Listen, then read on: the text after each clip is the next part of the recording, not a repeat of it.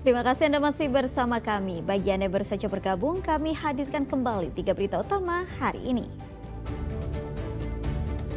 Kebakaran menghanguskan kafe dan villa di kawasan wisata Kertasari, Kabupaten Bandung. 1 pekerja tewas terjebak dalam kobaran api. Terbukti memperkosa 3 pasien di Rumah Sakit Hasan Sadikin Bandung, Dr. Priguna Anugrah Pratama divonis 11 tahun penjara dan wajib bayar denda serta restitusi terhadap korban. Di tengah proses hukum yang masih berlangsung, pasangan pembuang bayi di Ciamis akhirnya menikah secara resmi.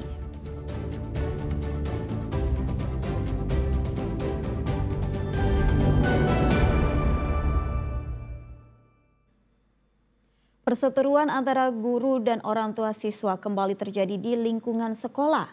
Kali ini seorang wali murid di Subang terlibat cekcok oleh guru karena tak terima anaknya ditampar. Guru di Subang, iya.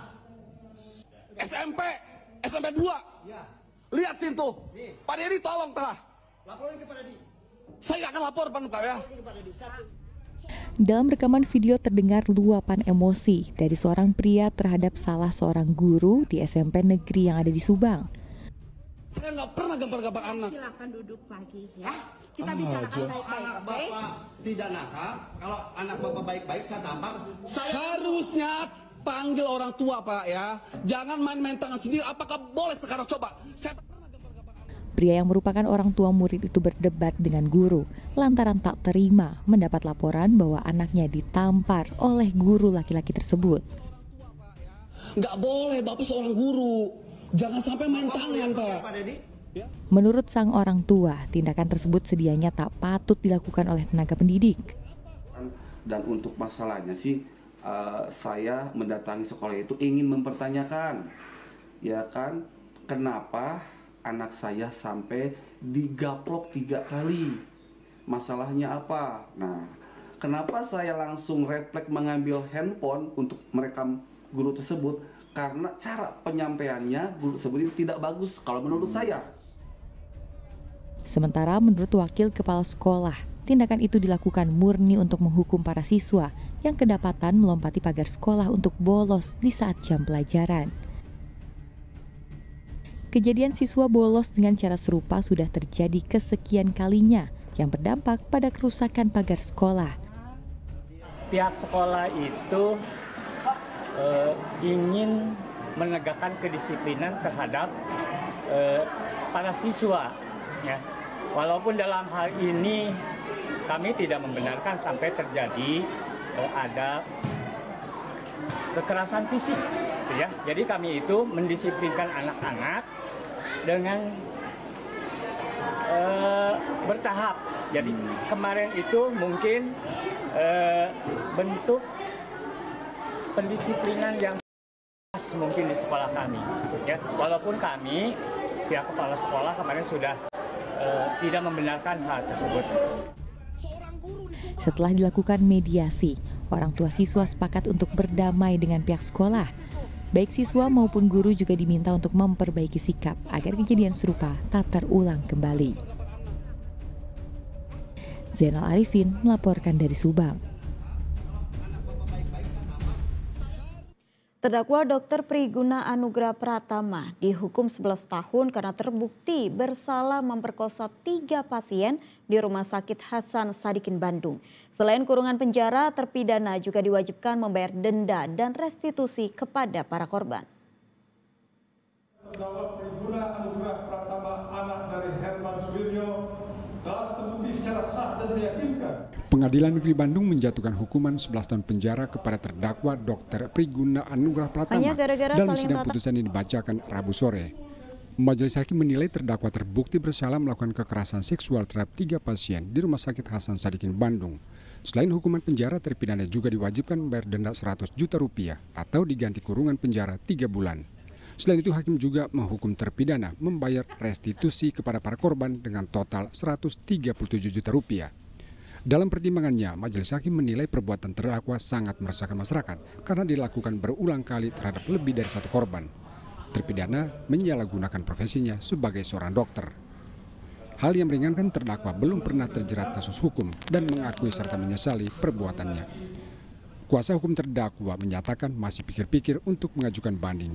Ia mengungkapkan kliennya mengidap gangguan bipolar sesuai keterangan saksi ahli dalam persidangan. Sesuai dengan fakta persidangan bahwa klien kita atau terdakwa ini memang mengidap afektif bipolar sebagaimana atas pemeriksaan dari ahli yang hadir persidangan. Kalau untuk kelalaian pihak lain maksudnya ke siapa Bang? Nah, terkait masalah kelalaian pihak lain, memang sesuai dengan juga di fakta di persidangan bahwa kita temukan ada kelalaian dari pihak PSS terkait kontrol masalah obat masalahnya. Vonis hakim sesuai dengan tuntutan jaksa penuntut umum yang sebelumnya menuntut hukuman penjara 11 tahun dan pembayaran restitusi untuk para korban. Muhammad Rizal melaporkan dari Kota Bandung.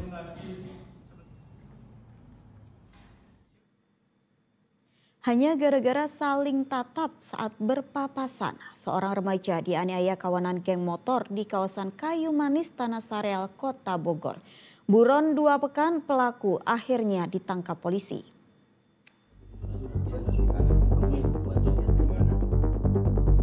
Pelaku bernama Raditya, 18 tahun ini ditangkap petugas Satreskrim Polresta Bogor Kota saat bersembunyi di rumahnya di kawasan Ciparai, Bandung Barat. Ia ditangkap karena jadi salah satu pelaku penganiayaan terhadap seorang pria akhir Oktober lalu. Dari tangan pelaku, polisi juga menyita barang bukti senjata tajam jenis celurit yang disembunyikan pelaku di semak belakang rumah. Selain itu, polisi juga meringkus 2 tersangka lainnya, bernama Yodan 21 tahun dan Virgiawan 19 tahun di tempat yang berbeda. Ketiganya tergabung dalam geng motor diringkus usai membacok seorang remaja yang berpapasan di kawasan Kayu Manis, Kecamatan Tanah Sareal, Kota Bogor, 21 Oktober lalu. Dari hasil pemeriksaan, motif pembacokan ini diduga hanya masalah sepele, yaitu saling tatap di jalan. Akibat kejadian itu, korban mengalami luka robek di bagian tangan. 2 orang inisial Y dan F, dan setelah kami interogasi rupanya yang melakukan pembacokan adalah R. Nah, R sendiri ini melarikan diri ke Bandung. Jadi motifnya setelah didapatkan keterangan dari saksi-saksi dan para pelaku bahwa memang pelaku ini pada saat berpapasan saling bertatapan sehingga membuat rasa tidak nyaman dan akhirnya si pelaku ini berbalik arah untuk menebas si korban. Atas perbuatannya, ketiga pelaku terancam hukuman pidana di atas 5 tahun penjara. Iwan Kurniawan melaporkan dari Kota Bogor.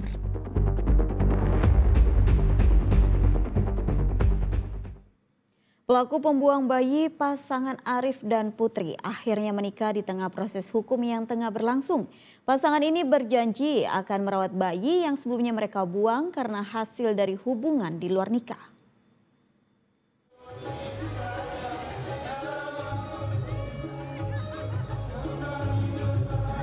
Pasangan Arif dan Putri tidak bisa menyembunyikan kebahagiaan usai resmi menikah hari Rabu.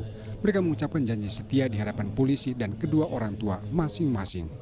Untuk diri dengan mas kawin, dengan mas kawin uang 3 juta rupiah, 3 juta rupiah bayar tunai. Saya menerima nikah dan kawinnya Putri Wulandari, putri bapak untuk saya dengan mas kawin uang tunai 3 juta rupiah dibayar tunai.